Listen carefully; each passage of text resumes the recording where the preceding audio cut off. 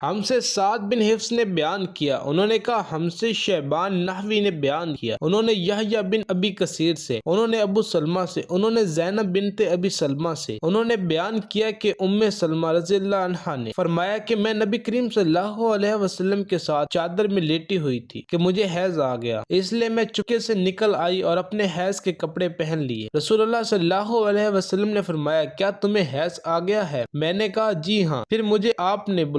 आपने बुला लिया और अपने साथ चादर में दाखिल कर लिया। ज़ैनब ने कहा कि मुझसे उम्मे सलमा रज़ियल्लाहु अन्हा ने बयान किया कि नबी करीम सल्लल्लाहु अलैहि वसल्लम रोजे से होते और इसी हालत में इनका बोसा लेते, और मैंने और नबी करीम सल्लल्लाहु अलैहि वसल्लम ने एक ही बर्तन में जनाबत का गुस्ल किया। हमसे माज बिन फजाला ने बयान किया, कहा हमसे हशाम दस्तोई ने यहया बिन अबी कसीर से, वो अबू सलमा से, वो ज़ैनब बिनते अबी सलमा से, वो उम्मे सलमा से, उन्होंने बतलाया